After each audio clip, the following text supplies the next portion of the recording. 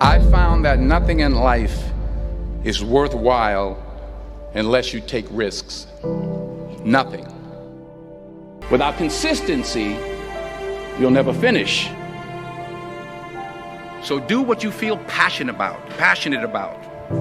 Take chances. Don't be afraid to fail. There's an old IQ test, was 9 dots, and you had to draw 5 lines with a pencil within these 9 dots without lifting the pencil. The only way to do it was to go outside the box. Don't be afraid to think outside the box. Don't be afraid to fail big, to dream big. But remember, dreams without goals are just dreams. Did 1,000 failed experiments. Did you know that? I didn't know that. Because the 1,001st was the light bulb. Fall forward. Every failed experiment is one step closer to success.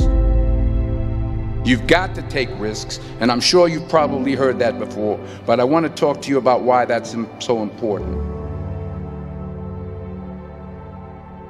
You will fail at some point in your life. Accept it. You will lose. You will embarrass yourself. You will suck at something. There's no doubt about it. If you don't fail, you're not even trying. I'll say it again. If you don't fail, you're not even trying.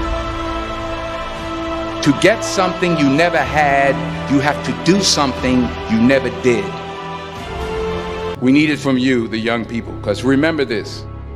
You got to get out there. You got to give it everything you got, whether it's your time, your talent, your prayers, or your treasures. What are you going to do with what you have? I'm not talking about how much you have. Some of you are business majors. Some of you are theologians, nurses, sociologists. Some of you have money. Some of you have patience. Some of you have kindness. Some of you have love. Some of you have the gift of long suffering. Whatever it is, whatever your gift is, what are you going to do with what you have? All right, now here's my last point about failure. Sometimes it's the best way to figure out where you're going. Your life will never be a straight path. I began at Fordham University as a pre-med student. I took a course called the cardiac morphogenesis. I couldn't read it, I couldn't say it, I sure couldn't pass it. So then I decided to go into pre-law, then journalism. And with no academic focus, my grades took off in their own direction. I was a 1.8 GPA, and the university very politely suggested that it might be better to take some time off. I was 20 years old, I was at my lowest point. And then one day, and I remember the exact day, March 27th, 1975, I was helping my mother in her beauty shop. My mother owned a beauty shop up in Mount Vernon. And there was this older woman who was considered one of the elders in the town. And I didn't know her personally, but I was looking in the mirror, and every time I looked at the mirror, I could see her behind me, and she was staring at me. She just kept looking at me. Every time I looked at her, she kept giving me these strange looks. So she finally took the dryer off her head and she said something I'll never forget. She said, "Young boy, I have a prophecy, a spiritual prophecy." She said, "You are going to travel the world and speak to millions of people."